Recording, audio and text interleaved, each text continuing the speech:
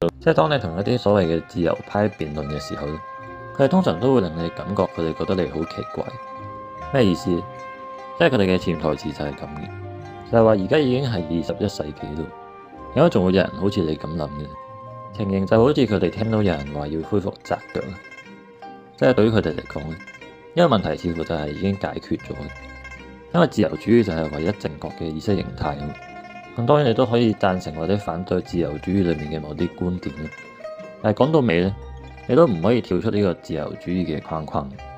而呢種現象又係幾時開始嘅？就係呢個福山嘅歷史終結論啊。咁裏面就話喺近代嘅歷史裏面咧，人類就係已經嘗試過所有嘅可能性，即係好似民族主義啊、法西斯主義同埋就係共產主義咁樣啦。咁呢啲都被證明係行唔通，而最後又剩低啲咩咧？就係所謂嘅自由主義啊。咁所以當佢哋聽到一啲比較傳統同埋保守嘅觀點嘅時候，佢哋直情係唔會有意欲聽對方講完。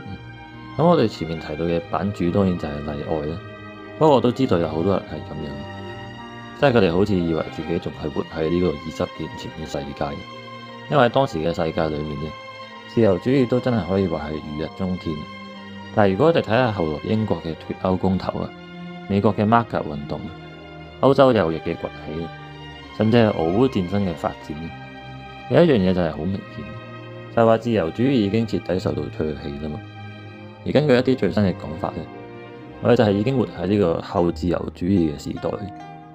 咁所以有一啲自由主義者就覺得好唔服啦，因為佢哋就認為我哋今日之所以能夠享受呢個現代社會嘅好處，自由主義嘅功勞就係最大。咁你又點可以反過嚟推翻呢個社會嘅秩序咧？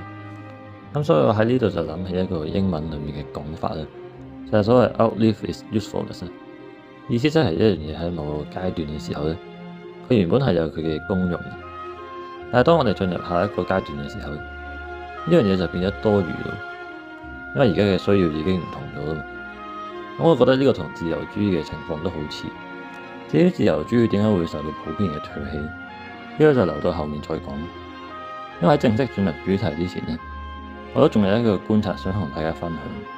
就係話自由主義者嗰種被害妄想症。而呢個就係咩意思？